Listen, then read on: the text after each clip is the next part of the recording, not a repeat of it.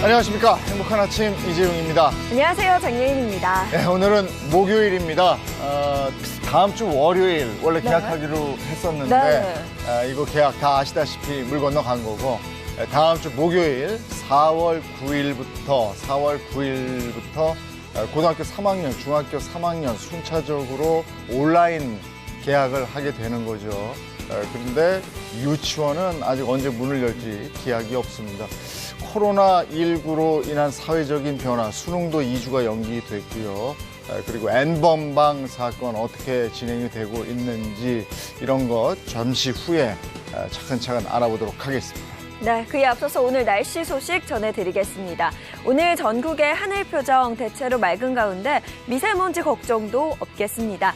다만 오전 한때 충북과 영남 지역을 중심으로는 먼지 농도 높게 일 수 있겠습니다. 또 봄철 대기 건조 지속될 것으로 보입니다. 수도권과 중부 지역을 중심으로는 건조특보가 내려져 있고요. 차차 전국적으로 건조특보 확대될 가능성 있겠습니다. 또 오늘 포근한 봄 날씨도 이어집니다. 오늘 아침 최저 기온 영하 2도에서 영상 7도 선 나타내겠고요. 한낮 최고 기온은 13도에서 20도 예상됩니다. 당분간 낮과 밤의 일교차가 10도 이상 크게 벌어지는 환절기 계속되니까요. 건강관리 오늘도 신경 써주시기 바랍니다. 4월 2일 목요일입니다. 행복한 아침 시작하겠습니다.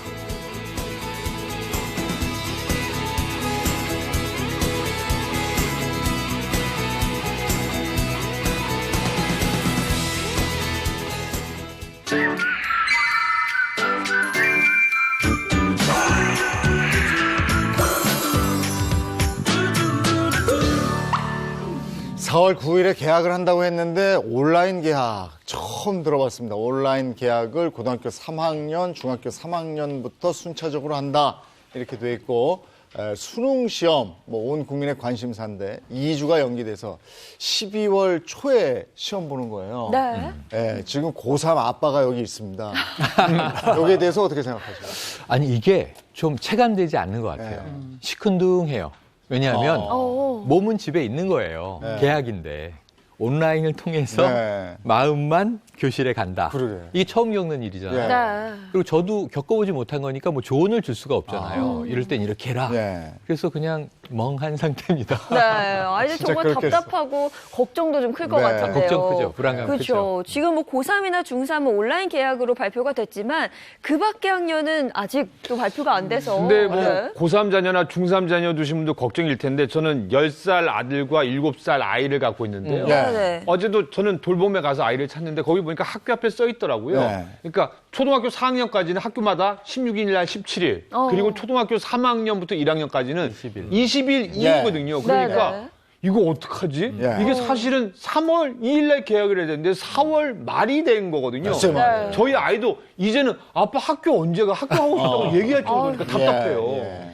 뭐 고3도 있고 어린애들도 저희 집은 재수생 집입니다. 그러니까 아이들이 이미 학교를 졸업하고 난 다음에 소속이 없잖아요. 그러니까 애들이 갈피를 못 잡고 계속 마음이 어수선하더라고요. 뭐 각종 뭐 공개 강좌나 이런 것들도 완전히 다 폐지가 된 상태이기 때문에 그리고 아마 수능을 준비하는 고3생들 포함해서 뭐 재수생, N수생들 다들 고민 많을 텐데요. 제가 볼 때는 조금 더 기다리지만 반드시 해야 될 건 착착 챙기면서 하셔야 될 것 같아요. 대학교는 이미 온라인 강의를 하고 있잖아요. 그래서 이제 다들 교수님들이 온라인 강의 녹화하고 이러더라고. 야, 이거 생전 처음 해봐서 어렵다 이러는 분들도 많이 계신데 또 학생들은 내가 가서 교육을 받아야 되는데 이거 만족스럽지 않다. 등록금 환불에 대한 얘기도 나오고 이러는데 이거 어떻게 되는 겁니까? 실제로 그 대학생들이 그 대학 측에 등록금을 돌려달라고 요구를 했는데 사실 대학 측에서 못 돌려준다 이렇게 얘기를 하고 있어요. 근데 이제 법에 보니까 이 천재지변 등의 사유로 이제 수업을 못할 경우에는 이제 등록금 감면할 수 있다는 조항이 있거든요. 감면? 그래서 이 코로나19 사태를 과연 이 천재지변을 볼 수 있느냐가 문제가 될 수 있을 것 같고요. 특히 이제 동영상 강의가 좀 최근 많이 부실한 동영상 강의도 있다고 해요. 그래서 실제로 양 영상 강의가 매우 부실할 경우에는 감면도 한번 고려해 볼 수 있을 것으로 보입니다. 근데 이게 시스템이 안 갖춰 있는 곳들이 많았기 때문에 부랴부랴 이거 마련하느라고 거기에 드는 비용도 있었다 이렇게 또 얘기하더라고요. 네네. 자, 이건 코로나19가 우리 사회 곳곳에서 많은 변화를 일으키고 있습니다. 오늘 핫 이슈 5위부터 보겠습니다. 금주의 스탑5 5위입니다. 1억 원 청구한 제주도입니다. 제주도청과 자가격리자 2명, 업체 2곳이 청구한 금액은 1억 3천만 원이 넘습니다. 지방자치단체가 코로나19와 관련해 개인을 상대로 소송을 낸 건 이번이 처음입니다. 모녀를 두둔하는 발언으로 논란이 된 강남구청장에 대해서도 소송에서 만날 상대라며 강경한 태도를 보였습니다. 사회적 거리두기 참여라는 기반에 무임승차의 얌체짓은 없어야 한다고 생각합니다. 강력한 경종을 울리고자 합니다. 소송에선 모녀의 과실이 인정될지가 쟁점이 될 전망입니다. 네, 증상이 있었는데 제주도를 다녀왔고 제주도를 다녀온 후에 확진 판정을 받았고 그래서 제주도에서 다녀온 곳들이 이제 큰 피해를 보게 됐다. 1억 3천만 원의 소송 제기가 됐네요. 네, 일명 뭐 강남 유학생 모녀 이런 식으로 이제 보도가 많이 됐었죠. 그러니까 이제 이 제주도에 가서 20여 곳을 다녔어요. 숙소 2곳, 뭐 카페, 식당. 그리고 그러다 보니까 이제 제주도에서는 접촉한 도민들이 90여 명 정도가 분류가 됐는데 일단은 20여 곳의 영업소들은 다 폐쇄, 방역해야 되고요. 90여 명은 생업을 다 중단한 채 2주간 격리. 그러니까 이제 피해가 크죠. 여기 이제 화가 많이 난 겁니다. 그러니까 제주도의 입장은 증상도 있었는데 자가격리 수칙을 위반하고 고의적으로 다닌 것 아니냐. 여기 이제 좀 뿔이 난 겁니다. 그래서 결국은 제주도 차원에서는 방역 비용 그리고 나머지 분들은 영업 손실 이것들 다 합쳐서 1억 3천만 원의 손해를 청구하게 된 겁니다. 네. 그런데 일부는 개인에게 청구하기에 1억 3천만 원이 좀 금액이 큰 거 아니냐 이런 의견도 있더라고요. 물론 뭐 개인은 그렇게 생각할 수 있지만 그 피해를 보세요. 청정지역 제주도가 지금 긴장을 하고 또 자가격리되는 분도 있고 또 영업 손실을 일으키는 분도 있거든요. 그래서 그 피해를 봤을 때는 이 금액이 뭐 크진 않다 이렇게 생각되는데 개인의 차원에서 좀 억울할 수 있지만 전체적인 차원에서는 이 피해 금액이 크기 때문에 심각한 문제로 봐야 될 것으로 보입니다. 아, 그럼 1억여 원을 배상해야 되는 건가요? 실제로 만약에 소송에서 이 모녀가 패소할 경우에는 이제 손해배상액을 이제 지급할 수 있는데 다만 그 금액이 조금 감면될 여지는 있어요. 이 사람들이 고의적으로 했는지 과실에 의한 경우인지 이 과실도 중과실인지 경과실에 따라서 또 피해 금액이 달라질 수가 있거든요. 좀 지켜봐야 될 것으로 보입니다. 네, 현재 이 4박 5일간의 유학생 모녀의 제주도 여행으로 인해서요. 제주 시민들의 불안감은 더 커졌다고 합니다. 제주 시민의 이야기 들어보겠습니다. 만약에 제주도민이 확진자가 강남 가서 논다고 생각을 해보세요. 그러면은 역으로 생각하면 본인들도 그렇게 생각하지 않을까. 30분 정도 계셔가지고 나가실 때까지는 그래도 마스크 착용을 하고 계셨거든요. 제주도민들이 안 그래도 힘든데 더 힘들어지고 있거든요. 너무 어이가 없고 화가 난다고 생각합니다. 그 시간대 비슷한데 오신 분들 전화 많이 오세요. 자가격리 기간에 정부에서 권고를 했는데도 여행을 다닌 거 이건 본인들이 잘못한 거예요. 아니 제주 시민 입장에서는요. 사실은 저희 옆 동네에서 코로나19 확진자가 나왔다고 하더라도 좀 가슴이 쿵쾅쿵쾅인데 제주도는 사실은 뭐 중국 관광객이 뭐 안 온다 단체 피해받고 또 일본에서 어쨌다 피해봤는데 올해 같은 사태가 없었대요. 근데 코로나19 그나마 하는데 또 이분들이 왔으니까 얼마나 속이 터질 것 같아요. 근데 이게 제주도만은 아니에요. 미국 유학 중에 15일에 들어옵니다. 그래서 20일부터 24일까지 4박 5일 제주도 여행을 한 거고요. 강남 집 근처죠. 여기 미용실도 갔고 카페도 갔고 동네도 많이 또 돌아다녀서 사실은 지금 제주도만이 아니라 따지고 보면 서울 일부 지역도 또 동선이 있는 것도 사실입니다. 근데 뭐 이게 뭐 생각해 보면 이제 오래간만에 고국에 돌아와서 이렇게 좀 뭐 살펴보고 이런 부분도 얼마 뭐 완전히 이해가 안 되는 건 아닌데요. 일단은 제주도가 우리나라 관광에 있어서는 거의 성지에 가깝고요. 이 부분이 타격이 생긴다면 이후에도 굉장히 여파가 있을 수 있는 데다가 굉장히 많은 분들이 감염에 노출 가능성도 있고 거기다가 또 피해를 보신 분들도 굉장히 많잖아요.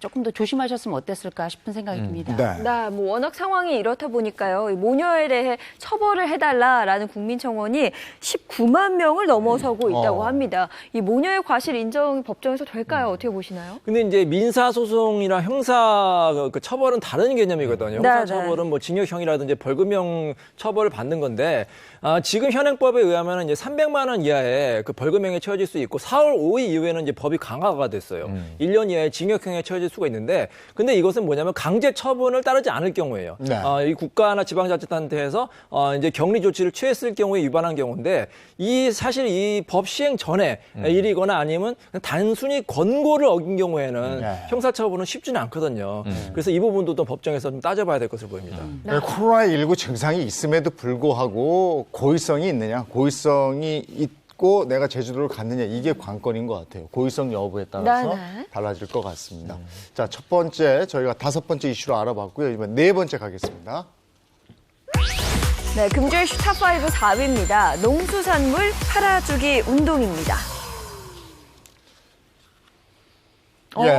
코로나19 극복을 위한 할인 이벤트, 이런 글자가 눈에 띄네요. 네. 이 코로나19에 따른 수산물 소비량 감소 때문에 어려움을 겪고 있는 우리 농민들, 어민들, 또 이들을 돕기 위한 지자체가 나섰는데요. 기존 가격보다 할인율이 굉장히 높습니다. 그러니까 판매하는데 팔아주기 운동을 직접 하고 있으니까요. 여러분들 국민적으로 동참해 주시면 농어민 살고 우리는 가격을 다운해서 홈쇼핑보다 훨씬 싸게 살 수도 있죠. 중요한 거. 네. 얼마나 싸게 하느냐.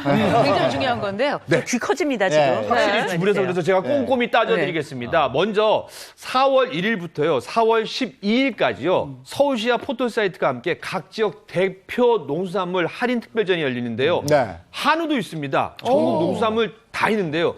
최대 25%까지 할인된 가격에 구매하니까요. 이거는 사실은 25%면 유통시장에서는 상상도 할 수 없는 가격입니다. 네, 굉장히 신선한 전국의 농수산물을 25% 큰 할인율로 맛볼 수 있다는 거네요. 네. 그리고 이제 충청남도 하면은요, 고만나루장터가 굉장히 유명합니다. 공주시의 온라인 마켓 고만나루 장터거든요. 아이고, 싸게 할인하니까 어서 오세요. 5월 31일까지 공장은 뭐예요? 알바 유명하고 공주 농산물 가공식품 등 최대요. 여기는 38%까지 할인 판매 중이니까요. 오늘 방송 후에 꼭 들어가 보시기 바랍니다. 이게 알밤이 이 주부들 아시겠지만 이게 요리하는 데도 너무 좋고요. 그리고 선물하는 데 너무 좋은 데다가 애들 요새 집에 있잖아요. 아주 구워 먹으면 아주 최고입니다. 네, 제가 팁 하나 드릴게요. 알밤을 칼집을 내셔서 에어프라이기에 돌려 먹으시면 정말 맛있습니다. 그리고 또 보다 보니까 수산시장에서도 할인을 해줘요? 네, 요즘 어민들이 굉장히 힘든데요. 수산시장 하면 우리나라의 대표적인 수산물 유통시장입니다. 광어, 참돔, 숭어, 연어가 포함된 모든 회를 30% 할인된 가격이에요. 그래요? 그러니까 이것도 좀 걱정됩니다. 코로나19가 하는 분들을 위해서요. 드라이브 스루 방식으로 차 안에서 바로 받아볼 수 있으니까요. 사실은 이 수산시장 앞이 길이 많이 막혀요. 퇴근길에. 그러니까 길이하지 마시고요. 우회전해서 갖고 드라이브 스루로 30% 할인된 회 사가시고 집으로 가시면은 아빠 사랑 만점이 될 것 같아요. 그렇군요. 소비자들은 이렇게 싸게 드실 수 있으면 좋은데 사실 농업이라든지 상인들 요즘 너무 어려워요. 그러니까 시장 가서 너무 깎아달라고 하지 마시고 좀 많이 소비해서 드셨으면 좋겠습니다. 네, 그리고 또 최근 SNS에서는요, 부캐 릴레이라고 해서요, 화훼 농장을 위한 꽃다발 릴레이도 진행 중에 있다고 합니다. 뭐 꽃을 보는 것만으로도 봄 기운이 느껴지고 너무 좋잖아요.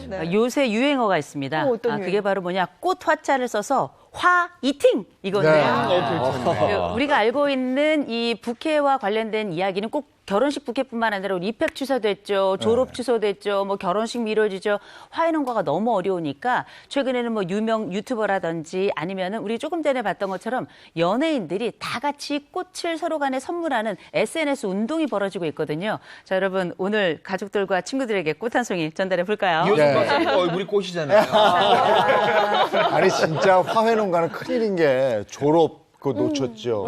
입학 놓쳤죠. 맞아요. 그리고 지금 시즌이 결혼 시즌인데 지금 결혼식장에 하객들 오게 하기가 뭐하니까 이것도 또 미루는 모양인데, 야, 이 화훼 농가는 진짜 큰일인데 이런 운동이 일어나는 건 아주 뭐 좋다고 봅니다. 근데 강원도 감자가 이제 일찍 이런 이벤트를 했었잖아요. 네네. 근데 그게 조금 문제가 있다 이런 얘기가 들었어요. 문제요? 네. 네. 네. 어떤 문제인지 보시면 요건데 받아본 거 소비자들이 받아봤는데 썩었네. 제품이 저랬다는 거예요. 그러니까 저도 고향이 강원도에서 감자를 뭐 수십 년 먹어봤는데 네. 조금 아쉬운 게 농민들을 도와주긴 하는데 감자 상태가 조금 안 좋아 좀 속이 상하긴 해요. 네. 그러니까 이게 10kg에 5,000원. 네. 파격적인 가격이었어요. 예. 그래서 강원도 농수특산품 진품센터 예. 이 사이트가 폭주로 마비됐어요. 그러니까 이 경쟁률을 뚫고 구매에 성공을 했는데 네. 받아본 감자를 보니까 네. 상태가 불량하다. 근데 모두 다는 아닙니다. 네. 일부 소비자들인데 네. 그러다 보니까 이게 뭐냐? 이런 불만이 나오는 것도 사실입니다. 자, 그래서 저희가 강원도 감자를 직접 구입한 그 소비자와 전화 연결을 한번 해봤습니다. 나와 계세요? 네, 예, 언제 감자를 구입하셨어요? 저는 한 일주일 전에 감자를 구입해서 받아봤습니다. 근데 감자를 받아봤더니 상태가 안 좋던가요? 네, 저도 10kg 한 박스에 5,000원짜리를 주문했는데요. 예. 표면이 약간 건조해져서 쭈글쭈글해져 있었고, 조금씩 싹이 나 있던 거를 주문한 곳에서 정리해서 보낼 게 보일 정도로 상태가 좋지는 않았어요. 그러면 저희가 듣기로는 5,000원이었던가요? 10kg에? 네. 네. 그게 택배 비용을 포함해서예요? 네, 포함해서 5,000원. 그래서 저 상품을 받아보고 실망하셨을 텐데, 그 다음에 어떻게 했습니까? 주문하기 전에는 가격도 싸고 코로나로 어려워진 농민들 돕는 좋은 취지에 공감돼서 좋다고 생각했는데요. 싼 가격으로 샀기 때문에 상태가 조금 안 좋아도 개의치 않았어요. 근데 감자 쪄먹으려고 껍질을 깎았을 때는 썩어있는 부분이 좀 있더라고요. 그래서 상한 부분 없애려고 자른 음식물 쓰레기가 많이 더 나올 정도여서 재구매 의사는 지금은 없는 것 같아요. 그래서 저걸 이제 그 쌍난 거 도려내고 썩은 거 도려내고 그래서 쪄서 드셔보기는 했어요. 네. 어느 정도나 나와요? 그러니까 10kg에서 도려내고 하다 보면 얼마나 되는 거예요? 처음에 냄비 하나에 넣으려고 했던 감자 양에서 썩은 부분 도려내다 보니 더 추가해서 넣어야 할 정도로 크기가 좀 줄었던 것 같아요. 드셔는 보셨어요? 그래서 쪄서? 네, 먹어봤어요. 맛은 어땠어요? 다 정리하고 난 거라 맛은 좋았습니다. 나도 이제 우리 이 감자 농사를 지으신 분들을 위해서 좋은 마음으로 구입을 했는데 이랬을 때 많이 실망하셨겠어요. 네, 그래서 좋은 취지로 했는데 지금 또 손질된 싹이 지금 며칠 지나니까 다시 좀 올라왔거든요. 또. 네, 그래서 지금은 별로 먹고 싶지는 않고 그래요. 근데 이런 경험을 하면 다음에 또 좋은 취지의 이런 행사가 있으면 참여하고 싶지 않을 거 아니에요. 마음이 어때요? 네, 다음에는 이렇게 선뜻 하지는 못할 것 같아요. 알겠습니다. 오늘 전화 응해주셔서 고맙습니다.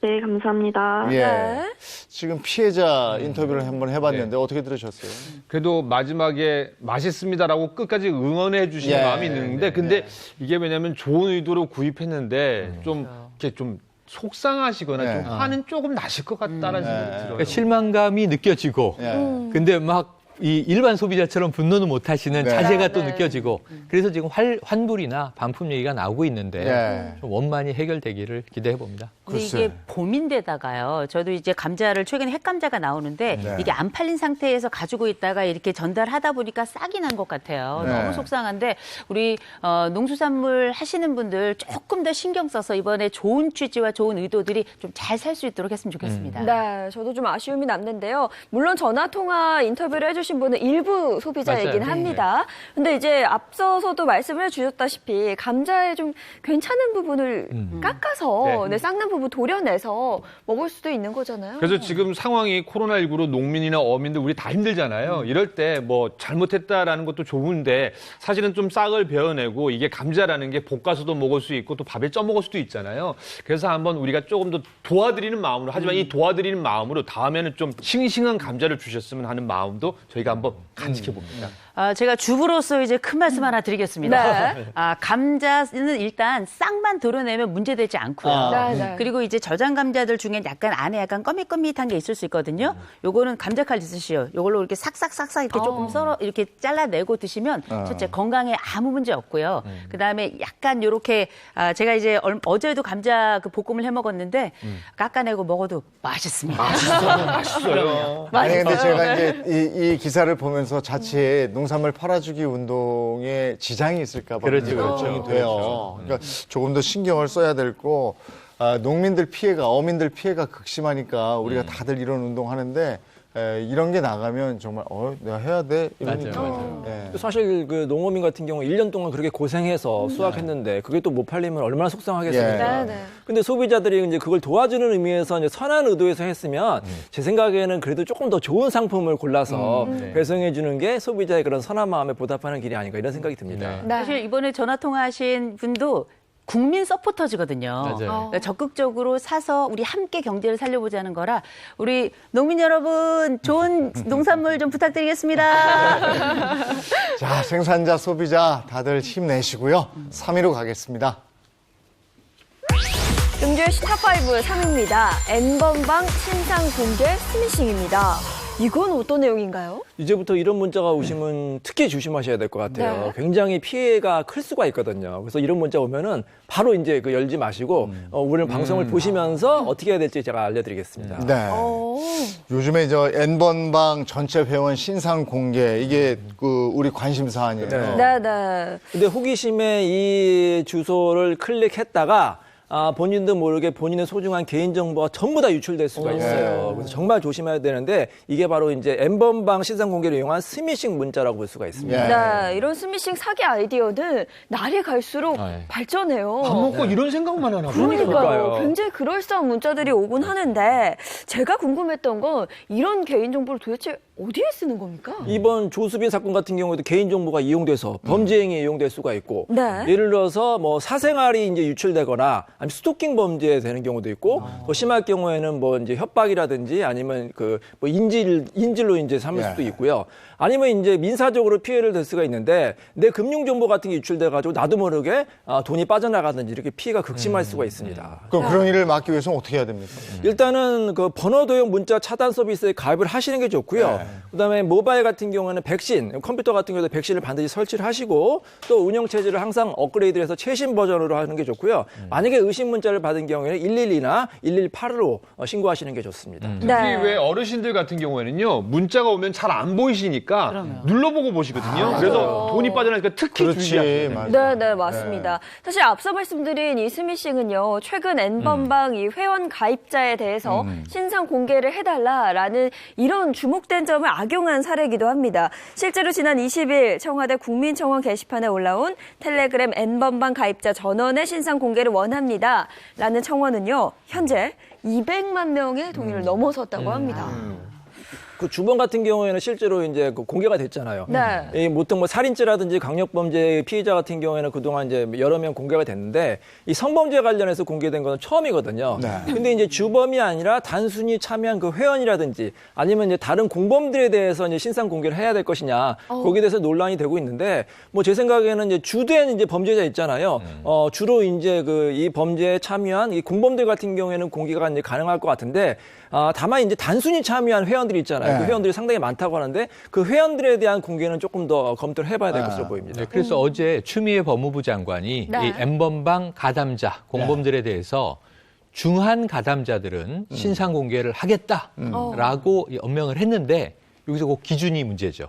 중한 가담자, 중하다, 경하다의 기준은 어디일까? 지켜봐야 될 것 같아요. 단순 가담자는 아니고 중한 가담자는 신상 공개까지 가겠다 이건데 그러면 그 기준은 진짜 어떻게 돼요? 근데 이 신상 공개를 왜 하느냐? 뭐 그 사람들은 이제 망신 준다 뭐 이런 측면도 있겠지만 이 범죄를 예방하는 측면이 더 크다는 거예요. 만약에 이렇게 신상이 공개가 되면 잠재적인 범죄자들한테 내가 이런 범죄를 하면 안 되겠구나 그런 경각심을 주기 때문에 이제 공개를 하는 건데 근데 이제 아까도 말씀드렸듯이 이제 주로 이제 가담한 이 중범죄자 같은 경우에 당연히 공개를 해야겠죠. 하지만 단순히 참여한 사람들이 이제 지금 떨고 있는 사람이 많은 것 같은데 그 사람들을 공개하는지 여부는 지금 단계에서 이 경찰이라든지 검찰이 판단하는 것보다는 법원에서 판결된 후에 법원에서 신중히 이제 검토하는 결정하는 것이 바람직하다고 생각이 듭니다. 네. 그리고 최근에는요, 수십 년 동안 여성을 스토킹하고 또 조주빈에게 400만 원을 건네면서 그 여성의 아이를 살해해달라라고 했던 말도 안 돼. 공익근무 요원의 신상을 공개해달라라는 청와대 국민청원이 쇄도를 하고 있습니다.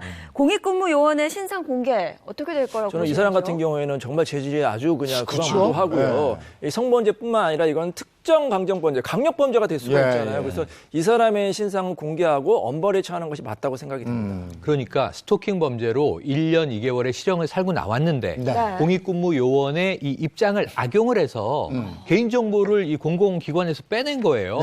전 이거는 이 한두 가지 죄가 아니기 때문에 말씀하신 대로 엄벌에 처함은 물론 신상 공개도 될 것으로 추측을 해봅니다.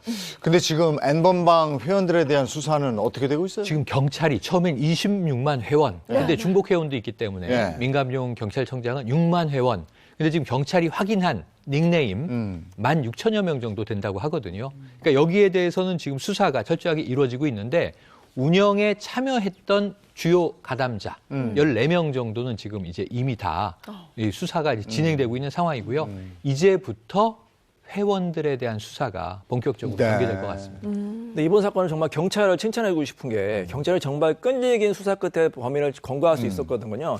특히 이제 서버가 외국에 있었는데 외국과의 이제 공조를 해서 범인을 이제 검거할 수가 있었잖아요. 이 우리나라 경찰의 이 사이버 범죄 그 검거 능력이 굉장히 탁월해요. 그리고 이제 디지털 프렌즈 기술도 발달해가지고 이 과학 수사를 빠져나갈 수가 없습니다. 이런 범죄는 반드시 검거된다 이렇게 생각하시면 되겠습니다. 이 텔레그램이라는 게 안전한 것으로 알려져 있어서 저도 봤어요. 몇 분 요거만 하더라고요.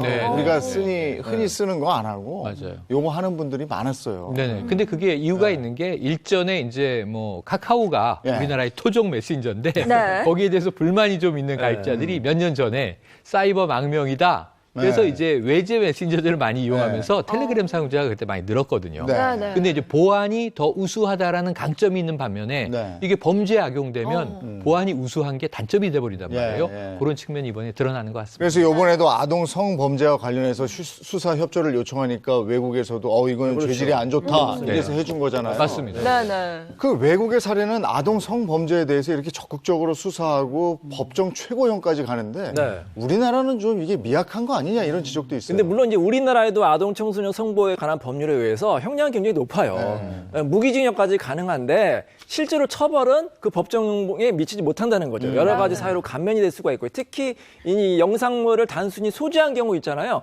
거의 처벌이 안 됐어요. 근데 외국 같은 경우는 이 단순 소지만 해도 징역형이 내려질 수가 있거든요. 그래서 이번 사건을 계기로 아동 청소년에 관한 성범죄는 좀 엄격하게 처벌해야 될 것으로 보입니다. 말씀하신 대로 양형이 문제인데 저는 법적 기준이 마련돼 있는데 판례가 없으니까 그 다음에 계속 미온적으로 나오고 이제는 이 대중들이 공분의 수준이 그냥 일반적인 분노를 넘어서서 뿌리 뽑자 이쪽으로 가고 있거든요. 그러니까 여기에 대해서는 우리의 사법부도 이번엔 좀 호응하지 않겠는가 한번 정말 기대를 해봅니다. 근데 이게 이제 우리도 알아야 되는 게 이 N번방은 그냥 단순히 뭐 성인물 뭐 이런 영상이 아니래요. 맞아요. 이거는 그냥 범죄 현장을 찍은 거예요. 맞아요. 이거 범죄 현장을 찍은 영상이 오면 우리는 어떻게 해야 돼요? 신고해야죠. 근데 그걸 보고 즐겼다는 거예요. 그러니까 이거는 범죄에 같이 가담했다 이런 얘기가 되는 거죠. 심지어는 그게 해외 영화에서 나오는 것처럼요. 회원들이 어떻게 하게 해주세요. 그러니까 감독 각본처럼 사주를 하면은 그거대로 되는 거다 보니까 이건 더 위험한 거죠. 그래서 이건 범죄 현장을 보고 즐긴 것이기 때문에 이건 더 크게 처벌을 해야 된다 이렇게 얘기를 하는 것이고요. 자, 2위 보겠습니다. 금주의 슈탑5 2위입니다. N번방 회원, 그들은 지금입니다. 먼저 경찰이 조주빈이 운영한 박사방 회원의 닉네임 15,000개를 확보했다는 소식이 전해진 뒤 유료 회원 3명이 자수한 것으로 확인됐습니다. 지난 10일 박사방 이용자들을 모두 처벌해달라는 청와대 국민청원이 올라온 지 이틀 만이었습니다.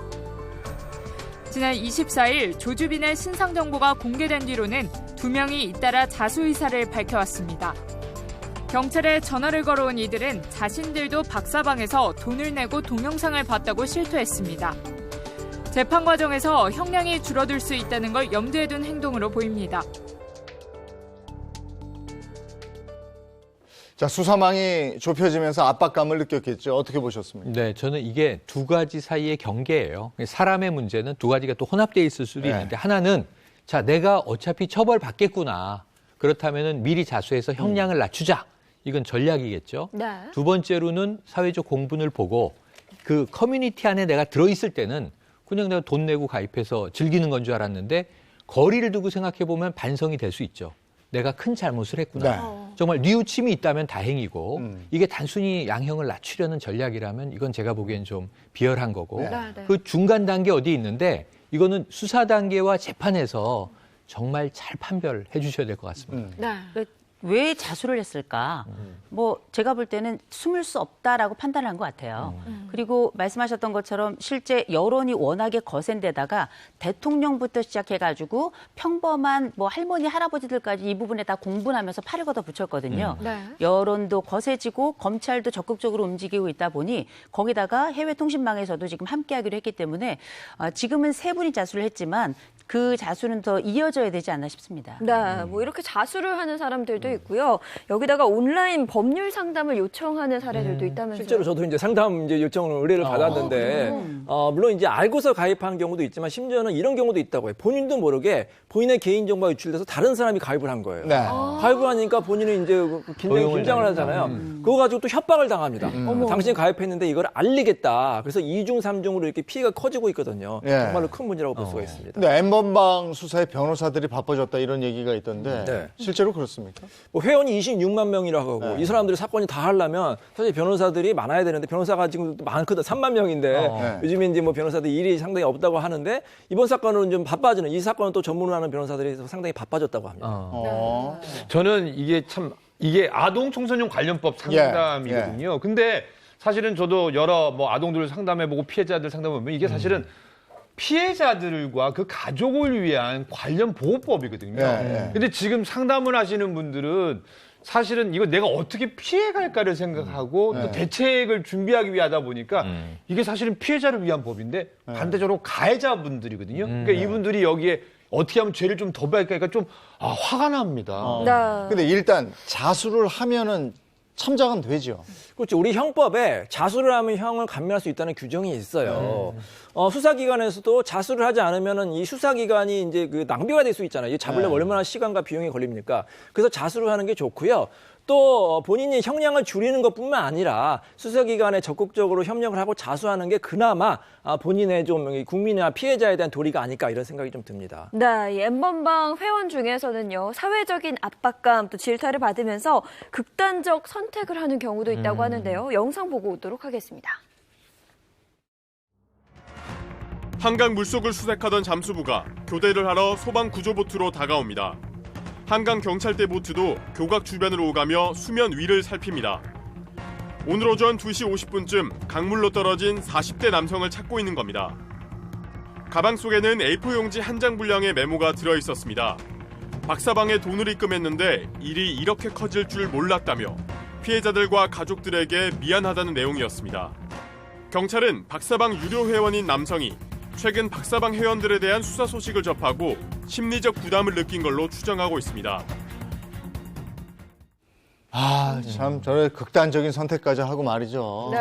좀 안타깝긴 한데 어떻게 보면은 좀 글쎄 이건 바람직하지 않은 방법이라 생각이 돼요. 이거로 인해서 또 가족들한테 피해가 갈 수가 있고요. 차라리 이런 선택을 하기보다는 제 생각에는 그냥 피해자를 찾아가서 아니면 찾아간다든지 아니면 피해자한테 사과를 진정으로 하고 보상하는 게 차라리 낫지 않은가 이런 생각이 듭니다. 네, 그런데 이렇게 극단적인 선택을 하는 사람이 더 있다면서요? 그러니까 다른 경우가 하나 있었는데 이제 이 사람은 탈퇴한 사람입니다. 가입했다가 양심의 가책을 느끼고 반성하고 탈퇴해서 오히려 박사방의 실체를 언론에 제보하는 내부 고발자 역할을 했던 사람인데 모 방송 관계자하고 면담을 했다고 해요.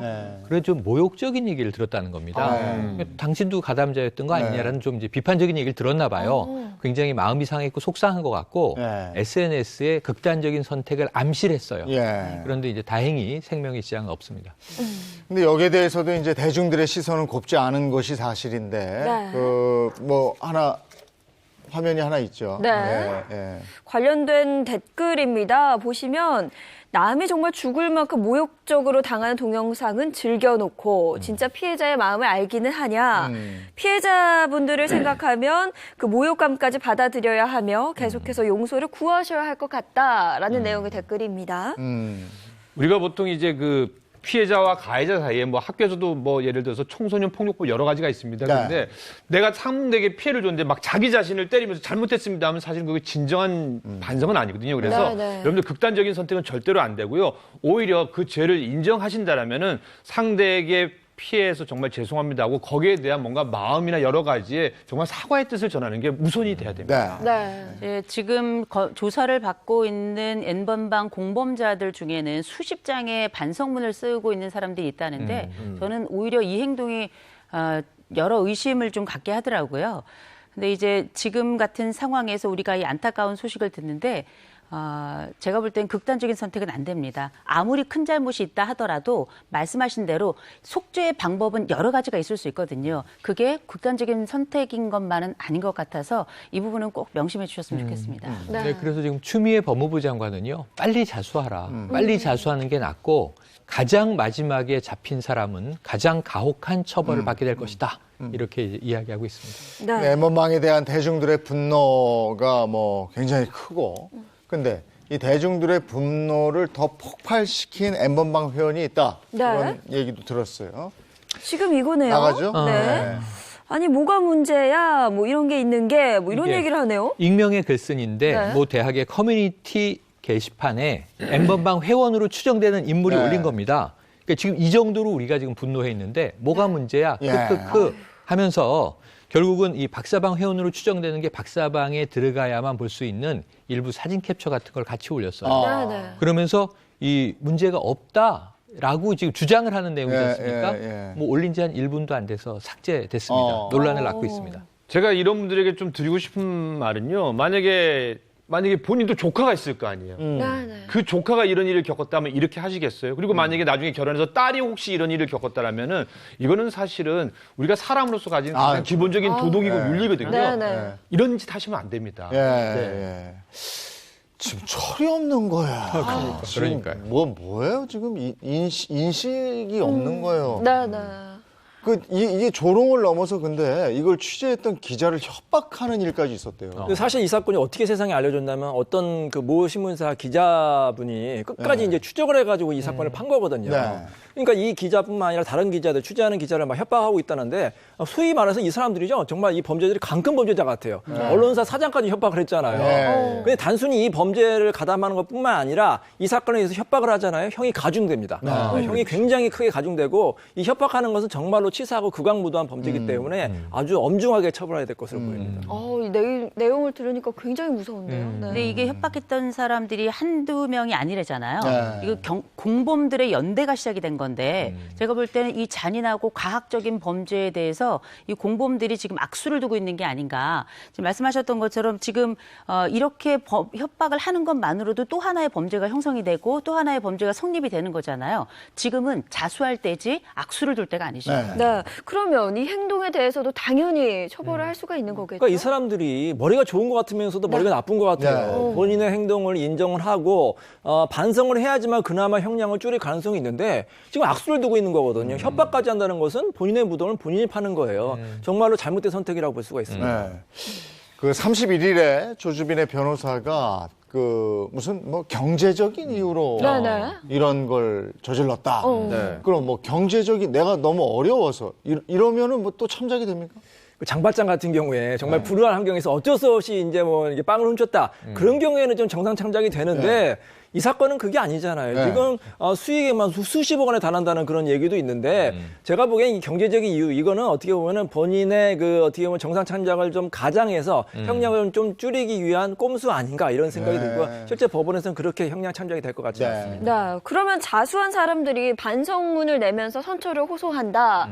그렇게 봤을 때는 반성하고 그럼 감형을 해주는 건가요? 일반적으로 이 범죄자들이 최후의 자신의 형량을 줄일 수 있는 방법이 반성하는 거예요. 있어요. 네. 법원에서도 왜냐하면 반성을 하게 될 경우에는 재범의 가능성이 줄어든다고 볼 수 있기 때문에 형량이 좀 강경되는 경우가 꽤 있습니다. 그래서 이제 뭐 교도소에서 반성문을 뭐 여러 장 써서 이제 제출하는 경우가 있거든요. 실제로 성범죄 같은 경우에도 한 조사 결과 반성문을 제출한 경우에 형량이 강경된다는 그런 경우도 있어요. 근데 이 사건 같은 경우에는 이 반성이 정말로 진심으로 인한 건지 아니면 형량을 줄이기 위한 악어의 눈물인지를 판단해야 될 것 같습니다. 네, 그리고 또 반성, 뉘우침이 있다고 해서 수사가 덮이는 게 아니에요.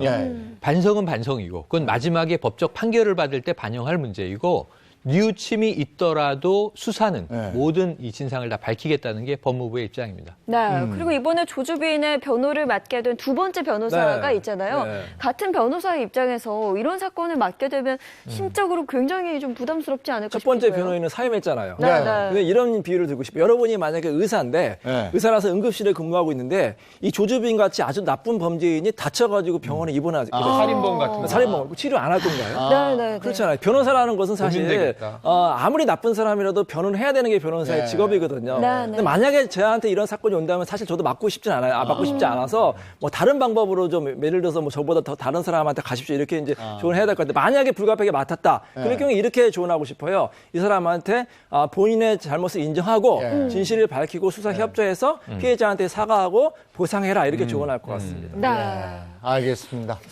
자, 이번에는 1위 가겠습니다. 네, 금주의 슈 탑5 1위입니다. 긴급 재난지원금 나는입니다. 생업에 직격탄을 맞은 시민은 긴급 재난지원금 지급 소식이 반갑습니다.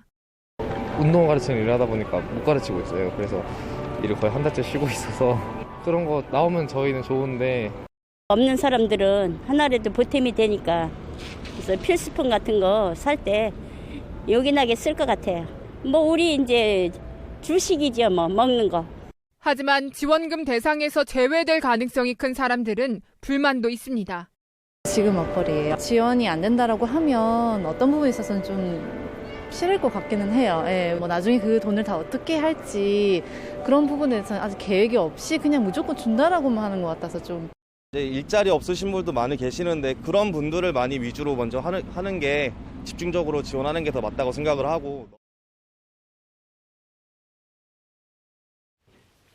긴급 재난지원금 얘기 나온 다음부터 굉장히 그 의견이 분분하더라고요. 그리고 많은 분들의 의견도 나뉘고 있는 것 같고. 근데 이게 딱 한 가지가 지금 논란의 쟁점은 70%예요. 맞아. 나는 70% 아래냐 위냐. 위 70%. 그러니까 밑에서부터 위로 70%. 네네. 그러니까 사실은 상위 30%는 못 받으시는 거예요. 그러니까 내가 어디에 속하는지가 너무 궁금한 게 쟁점 하나. 이 기준이 딱 떨어지지 않는다. 그게 뭐하다는 게 두 번째. 이게 집중적입니다. 네, 앞서 말씀해 주셨던 내가 받을 수 있느냐 가장 많은 분들이 궁금해하실 것 같은데 그래서 그 적용 대상을 가늠해 볼 수 있는 복지로 웹사이트가 마비가 있었죠. 저도 궁금해요. 제 주변에 작년 12월까지는 괜찮았는데 올해 1, 2, 3월 수입 빵원이다 하는 분들 계시거든요. 네네. 근데 이게 진짜 그래요. 그러니까 5월에 그 소득 여기도 그러시죠?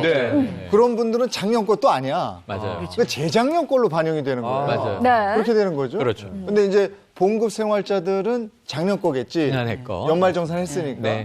근데 자유소득자들은 재작년 거로 기준인데 올해는 사실 그 연예인분들 같은 경우에는 아예 지금 뭐 행사고 뭐고 당연히고 하나도 없거든요. 맞아요.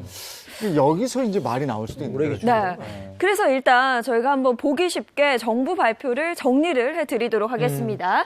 재난지원금 지급 방안인데요. 대상은 중위소득 150%, 전 국민의 하위 70%가량으로 발표가 됐습니다. 금액은 4인 기구 기준으로 가구당 100만 원으로 책정이 됐고요. 지급 방식은 상품권 혹은 현금제 체크카드라고 발표를 했죠. 네, 자 정부 입장을 지금 간추려서 정리해드리죠. 오늘 제가 최정부 하겠습니다. 먼저 중위소득이 뭔지를 아셔야 돼요. 중위소득은 이 우리나라의 국민 소득 1위부터 제일 마지막까지 줄을 세운다고 생각을 하고 정 가운데를 딱 잘랐을 때 거기가 중위소득이에요. 그러니까 중위소득의 70%, 전 국민의 70%인데 중위소득은 150%로 돼 있잖아요. 네. 그러니까 이 딱 절반이 100인데 네. 100보다 위예요. 그래서 이제 70%가 되는 거예요. 가구 수로는 한 1,400만 가구. 네, 네. 인구로 보면은 3,600만 명 정도가 대상이 되니까 그러니까 많이 되는 거죠. 근데 금액은 이렇게 돼 있습니다. 1인은 40만 원. 해당자의 경우에 2인 가구는 60만 원, 3인 가구 80만 원, 4인 가구 이상이 100만 원. 그러니까 최대가 100만 원인 거고요. 정부 예산은 9.1조 원쯤이 들 것으로 보이는데 이 예산은 2차 추경을 통해서 마련해야 되는 재원입니다. 그런데 정부는 먼저 이 가지고 있는 정부 예산에서 집행을 하고 국회에서 2차 추경을 통과시키겠다고 하는 거고요. 절대 현금 지급은 하지 않고 지역 상품권이나 전자화폐, 가상화폐 등으로 최대한 단기간 내 2, 3개월 내에 소비를 촉진할 것으로 보입니다. 네. 그러니까 중산층까지는 지원을 하겠다 이런 내용이네요. 뭐 이제 국민 70%면 중산층까지 포함되고 상위 30%의 이제 부유층 정도가 제외 대상이다 이렇게 봐야겠죠. 그리고 이게 종합소득으로 할 건지 아니면은 뭐 부동산, 뭐 자동차 보유, 뭐 이렇게 의료보험 핵심입니다. 기준. 네, 이렇게 처음에 발표가 될 때 그럼 1인 가구일 때는 뭐 월 소득을 기준으로 한 200 몇십만 원, 4인 가구의 경우에는 뭐 한 710여만 원, 이렇게 이제 기준들을 얘기하다 보니까 아, 소득 기준이야? 그랬는데 지금 말씀하신 대로 소득 기준이 아닐 것 같아요. 확정되진 않았고 다음 주에 구체적인 방안이 나오는데 아마 재산도 포함할 겁니다. 부동산이라든가 혹은 자동차 보유, 뭐 예적금까지 다 파악하기는 힘들어요. 정밀자산조사 힘들기 때문에 어디서 끊을 거냐? 대부분 지금 보시는 게 건보료 기준으로 자를 것 같다. 그러네요. 건보료에는 자동차니 뭐니 뭐 나오니까. 다 포함돼요. 재산도 환산됩니다. 4인 가족 기준으로 봤을 때 직장과 지역가입자가 또 다르죠. 직장가입자는 한 23만 원대, 지역가입자는 한 25만 원대 정도까지 해당이 되지 않겠는가인데 이건 다음 주에 정부 발표를 조금 기다려봐야 되겠습니다. 근데 하나 궁금한 게요. 만약에 건강보험료를 기준으로 해 이게 작년 자산 기준이거든요. 사실 작년 5월까지 종합소득세. 근데 지금 저희 기준으로 아내가 승무원인데 4월, 5월 무급휴직 냈거든요. 이거 앞으로 비행 없어요. 왜냐면 비행기가 다 섰고. 그러니까 올해 건 이게 또 달라. 저 같은 경우에는 지금 2월부터 모든 강연 또 3월에 25개 강연 잡혀 있는 거 다 사라졌고요. 근데 저는 그나마 코로나19 자금 신청했으니까 버틸만 해요. 근데 무슨 얘기냐면은 자영업자 중에서 여행업자나 아니면 항공사 기준에 있는 분들은 지금 작년이나 전부 무급휴직을 해야 되거든요. 그럼 이분들은 받아야 되는 거야, 못 받아야 되는 거야 하면 나도 힘든데라는 얘기 하실 것 같아요. 이게 애매하거든요. 지금 권영찬 씨 기준으로 한다면 재작년 소득은 제법 됐을 거예요. 그리고 아내분이 항공사 승무원이기 때문에 그때도 괜찮았다고. 근데 소득은 그때께 잡혀서 이게 정산이 되는 거예요. 지금 걸로 하면 여기에 지금 피해자 두 분이 계세요. 주로 강연 수입이 만만치 않고 짭짤했던 우리 권 선생님, 우리 네 명 여기 이 변호사님도 그렇고 뭐 저도 그런데 이제 강연 시장은 얼어붙었고 그럼 이거죠. 지난해 소득은 괜찮았는데 지금 올해가 힘들어서 그러니까 자영업자는 출렁출렁 하잖아요. 식당, 여행, 관광. 그래서 이게 저기 나오는 모든 게 지난해 소득 기준이다 보니까 나는 지금 힘든데 70%에 포함이 안 되네 하는 분들이 꽤 있을 거예요. 이걸 어떻게 입증하고 정부에서는 이런 분들을 포함시키느냐인데 제 개인적인 가정으로는 아마 그렇다면 포함되기 어렵고 다른 방식으로 아마 사업자 지원 방식으로 그럼 혜택을 받으십시오라는 이야기가 나올 가능성이 높아 보입니다. 네. 그리고 또 중복 지원도 된다고 해서 더 헷갈려하는 부분도 많거든요. 내가 받을 수 있는데 나는 모르는 게 아니냐 이런 걱정들도 있습니다. 중복 지원 가능합니다. 중복 지원이 지금 두 가지가 있어요. 하나는 지금 이 중위소득 기준으로 국민의 70%까지 주는 이거는 긴급 재난 지원금이고 지자체마다 또 재난 기본 소득을 주는 데들이 있죠. 근데 경기도는 도민 1인당 10만 원씩 다 주고 또 어떤 지역은 선별해서 주고 그러는데 대부분 중복 수령이 가능해요. 근데 예외 지역도 있을 수 있어요. 왜냐하면 정부가 주는 이 지원금이 8대2로 중앙정부가 8, 지방정부가 2 주는 거거든요. 그러면 지역 정부도 예산을 감당하니까 우리는 지원금 안 주겠다 이런 데는 중복이 안 되는 데가 있고 또 이제 저소득층의 경우에는 정부가 감면 혜택도 주고 또 추가 지원금을 줍니다. 이런 것들은 중복 수령하실 수 있습니다. 해당자의 경우에요. 그렇군요. 그래서 저희가 또 다음 이어서 한번 짚어볼 것들이 있습니다. 시도별로 긴급 이 지원금 현황에 대해서 궁금해하시는 분들이 많이 계셔서요. 저희가 좀 짚어보도록 하겠습니다.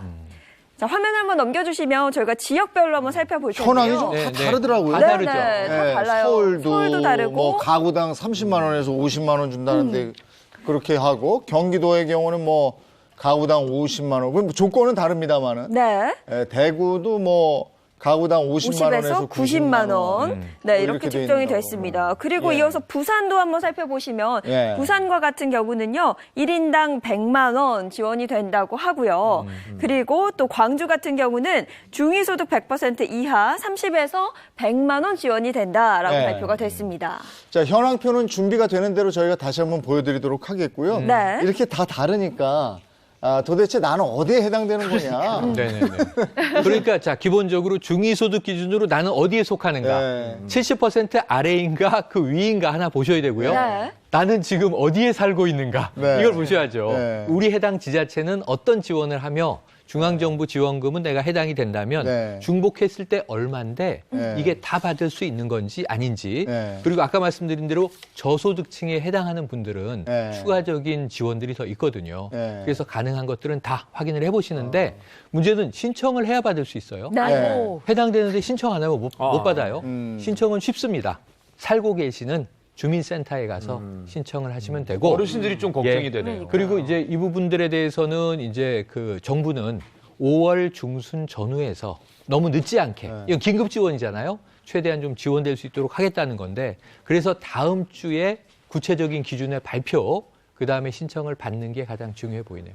근데 저는 이게 지역마다 다 다르니까 사실은 어디는 좀 많이 받고요. 나는 왜 여기 살지? 이런 생각이 들고요. 그렇죠. 상대적인 박탈감 들어요. 불만이 좀 많을 것 같아요. 아니 경기도는 4월인가부터 한다고 그러지 않았어요? 그러니까요. 경기도는 좀 빠르게 지원하겠다. 최대한 빠르게 하겠다는 거고 또 대구는 조금 문제가 있었던 게 4월 15일 총선 이후 4월 16일부터 지급하겠다. 그래서 급한데 총선이 무슨 상관이냐 뭐 이런 얘기가 나오기도 했고 지자체마다 있는데 중요한 건 이제 행정적인 준비가 끝나는 대로 최대한 지자체든 중앙정부든 빠르게 지원하겠다는 입장은 다르진 않습니다. 아까 우리가 그 표에 그건 없었는데 아까 중위 70% 밑에서부터 70%. 이게 뭐 4인 가족 기준으로 얼마 액수가 나왔던데 700 얼마였던가?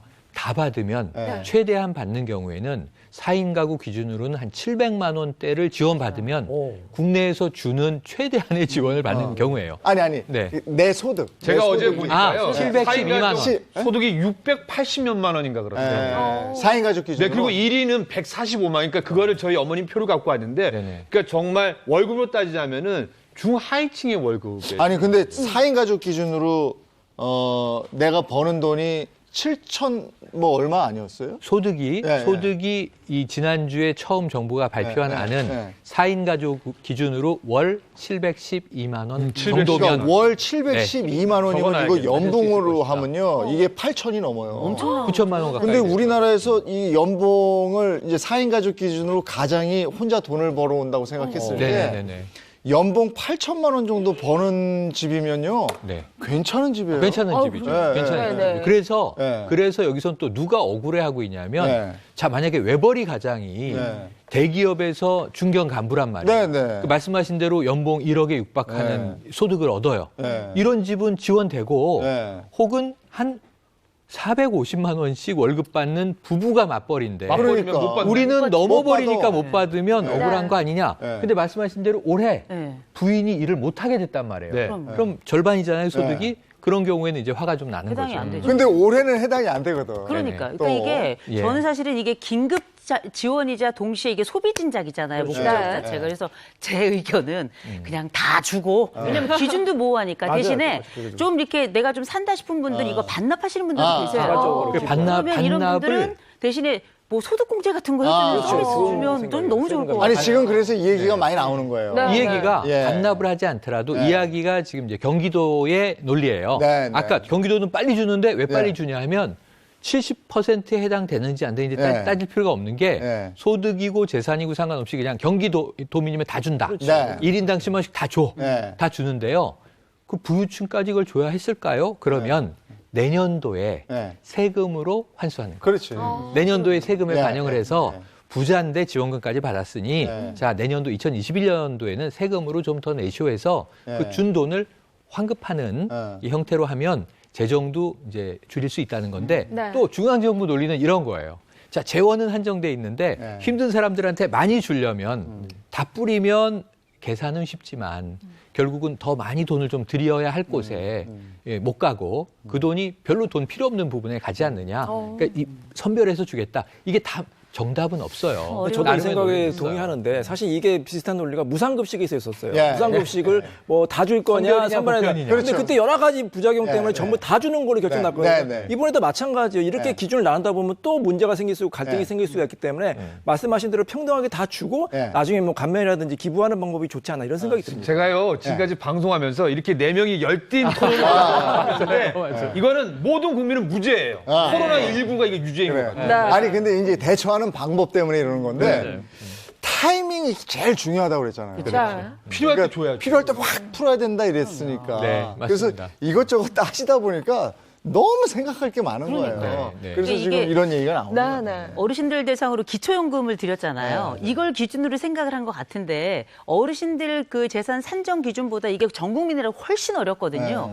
이미 뭐 두 분은 벌써 이 재난과 관련된 기본소득을 또 받으셨다니까 제가 볼 때는 속히 집행이 됐으면 좋겠습니다. 그리고 이게 이제 현금으로 지급되는 게 아니잖아요. 아닙니다. 지역마다 또 지역 화폐라든지 뭐 상품권 이런 걸로. 그러니까 그 다음에 중요한 대목이 바로 이건데요. 자, 첫 번째로는 가게가 너무 힘드니까 가구들을 우리가 지원하자. 국민을 직접 지원한다고 해서 정부가 돈을 주는 거잖아요. 근데 우리나라 외에도 미국도 1인당 한 뭐 150만 원 줍니다. 트럼프 대통령이. 일본도 줍니다. 지금 선진국도 다 주는데 이 돈으로 지원받으면 소비를 해야 되는데 현금으로 주면 어떤 가구의 경우에는 이불 속으로 들어가서 재워놓죠. 내가 이거 저축하고 있을 거야. 또 주식 살 수도 있어. 그럴 수도 있고.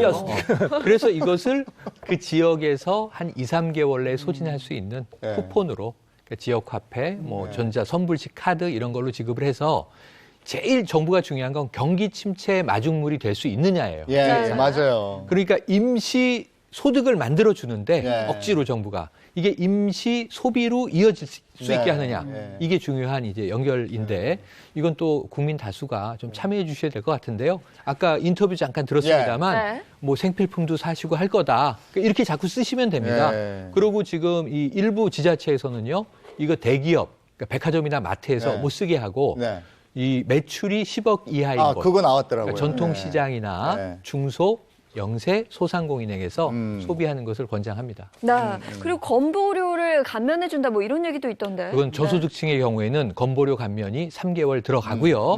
그리고 이제 저소득층이 아니라 하더라도 건보료와 국민연금을 이 납부를 유예해주는 방식이 아마 동원될 것 같아요. 그러니까 이제 뭐 중산층 정도까지는 건보료 플러스 국민연금을 3개월 이후로 납부를 좀 미뤄주는 방식이 있고 그리고 저소득층은 건보료는 3개월간 감면해 줄게 될 것 같은데요. 3월, 4월, 5월이 해당될 것으로 보입니다.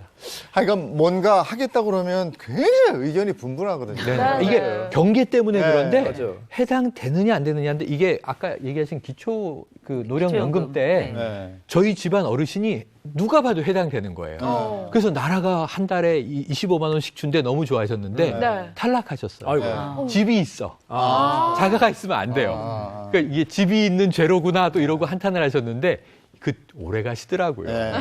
불만이. 아니, 저도 제가 자주 갔던 음식점인데 정말 요즘 사람 없고요. 그래서 가서 얘기해서 요 얘기를 그렇지 않아도 해봤어요. 그랬더니 지금 필요한데 나중에 주겠대 이러는 거예요. 이미 폐업한 다음에 지금 필요 없죠. 그러니까 나는 지금 필요해 이러더라고요. 근데 여기서 자영업자 기금 있지 않습니까? 이랬더니 줄을 서시오야 이래요. 그래서 가보면 한참 줄 서 있고 그 창구에 있는 분들도 막 우왕 힘들대요. 그것도 홀짝제로 지금 하고 있더라고요. 네. 뭐 홀수제, 짝수 이렇게 하고 있는데 그럼에도 불구하고 하늘의 별 따기다 이렇게 얘기를 하더라고요. 물론 우리가 이제 외국하고 비교하기는 힘들 거예요. 미국 같은 경우는 기축 달러를 가지고 있으니까 풀면 되는데 우리는 그런 돈이 없잖아요. 그럼에도 불구하고 정부가 요거 지금 대통령이 이 긴급 재난지원금 발표를 할 때 해외 사례도 분석해서 이야기를 했어요. 그러니까 홍콩과 마카오는 전 국민에게 일괄적으로 다 지급하는 거예요. 네, 그랬다고. 근데 여기는 특성이 인구가 작고 재정이 좋은 이제 지역들이에요. 근데 미국하고 호주는 선별적으로 지원을 했다. 우리 같은 방식. 그래서 이제 우리가 인구도 한 5천만 명 되고 큰 나라고 재정 한계도 있으니까 이 부분에 대해서는 조금 우리가 선별이 효율적이라고 판단했다라는 설명도 곁들였습니다. 네. 그리고 또 일각에서는 우려도 커지고 있죠. 이렇게 긴급 재난 지원금을 지급했을 때 나중에 우리 세금은 어떻게 할 것이냐. 이런 얘기도 많이 나오는데요. 맞습니다. 뭐 세금에 이제 아까 말씀드린 대로 재산 보유 현황에 따라서 세금에 반영되는 보유가 달라질 텐데 지금 나오고 있는 것은 이제 지원금에 컷오프가 있을 것이다. 재산 기준으로. 그러니까 아까 말씀드린 대로 소득만 가지고 계속 이제 우리가 따지고 있었는데 소득이 월 500이라 해당이 되는데 내가 다주택 보유 가구다. 그럼 이건 재산이 많은 거잖아요. 나는 소득은 없는 고령층인데 나는 집이 세 채다. 그럼 이런 분도 들어야 되느냐. 그래서 그 컷오프를 지금 5억에서 6억 정도 재산 보유면 컷오프로 이 기준이 정해질 가능성이 높다고. 근데 5억에서 6억 재산 보유면은 웬만한 도시 웬만한 저 집 하나 가지고 있으면 어려워요. 그래서 자가 보유자는 안 되는 것 아니냐. 이렇게 될 수 있죠. 이거 당연히 그런 거 아니겠어요? 오늘 그 최정부 씨 마음에 안 드는데요. 안 되는 것 같은데. 안 되겠는데요? 정부를 받아보겠습니다. 아니, 그러니까 오늘 저희가 이렇게 얘기를 해봐도 이 안도 그렇고 저 안도 그렇고 여기서만 얘기를 해봐도 그런데요. 아니, 이게 어디서나 지금 벌어지고 있는 토론의 한 전형적인 유형을 오늘 보셨다고 생각하시면 되는데 시청자분들 똑같으실 거예요. 직장 출근하시면 3, 3, 5 이렇게 얘기하실 거고 가족 간에도 이렇게 얘기하실 거예요. 그래서 최대한 자산가, 우리가 얘기하는 자산가는 받지 못하도록 하겠다는 게 정부의 입장인데 문제는 아까 5억이나 6억이면 그럼 서울 시내에서 아파트 한 채 가지고 있으면 해당이 안 되는 거 아니야? 그럼 이게 정말 70%와 30%를 나누는 기준이 맞는 거야? 이거를 조금 기다려 주시면 우리가 오늘 시뮬레이션을 해봤는데 구체적인 기준은 다음 주에 발표된다. 근데 최대한 여러 입장들이 있겠지만 합리적인 균형점을 정부가 찾아내주기를 기대해 봅니다. 이게 진짜 그 한 번도 없었던 일이기 때문에 안 해본 거죠. 안 해본 거여서. 한 번도 안 해본 길을 가야 되기 때문에 어느 길로 갈지 굉장히 이게 머뭇거릴 수는 있어요. 근데 그렇다고 그 판단이 늦어지면 큰일 나는 거거든요. 그것도 있고 제일 중요한 취지는 지금 코로나19 때문에 고통받는 국민들에게 국가가 해야 할 역할은 무엇이냐. 결국 이제 안 주는 것보다 지금 주는 거잖아요. 그러니까 이건 좋은 취지잖아요. 다만 줄 때 우리 국민들이 형평성이나 어떤 평등에 대한 이 감각이 굉장히 높은 국민들이거든요. 그러니까 그 기준이 합리적이냐 아니냐에 다수 국민이 수긍할 수 있게만 결정된다면 최대한 빨리 되는 게 좋을 것 같습니다. 저는 이제 70%, 30% 나누잖아요. 그럼 30%에 해당해서 못 받는 사람들이 굉장히 좀 서운할 것 같아요. 심리적인 박탈감. 그 사람들을 위로하는 어떤 제도가 있어요. 예를 들어서 뭐 세금을 감면한다든지 다른 식으로라든지 뭔가 해야지 그렇지 않으면 계속해서 밥먹이 생기 갈등이 생길 수가 있거든요. 자, 코로나 치료 같은 경우에는 예를 들어서 상위 30%에 해당한 돈 내라고 안 하잖아요. 지금 보편적으로 다 타이밍을 또 잘 잡아가지고 치료에 성공했기 때문에 우리나라가 이렇게 굉장히 잘했다고 칭찬받는 건데 이번 이 재난 이 소득으로 인해서 국민 간에 또 반목이나 이렇게 갈등이 생기면 안 된다고 어렵네요. 어렵다. 저마다가 다 다르기 때문에. 그러니까 이제 좀 있는 분들 얘기는 또 그거예요. 그럼 부자들은 대한민국 국민이 아닌 거냐. 이렇게도 얘기를 해요. 대신 우리는 세금도 많이 냈다. 세금을 많이 내요. 그런 얘기를 하기 때문에. 자, 어렵습니다. 그럼에도 불구하고 긴급 재난지원금 관련해서 정확한 대상 기준 나오면 저희가 또 이렇게 열띤 토론을 한번 해보도록 하겠습니다. 전해드리게 되겠네요. 고맙습니다. 고맙습니다. 어제 오후에는 바람이 많이 불긴 했습니다만 그래도 진짜 완연한 봄이더라고요. 오늘은 또 미세먼지 걱정도 없다고 하니까요. 탁 트인 공간에 마스크 꼭 착용하시고 한번 걸어보시는 것도 도움이 될 것 같습니다. 저희는 내일 아침 8시 더욱 알찬 내용으로 돌아올게요. 행복한 아침, 행복한 하루 되십시오. 고맙습니다. 고맙습니다.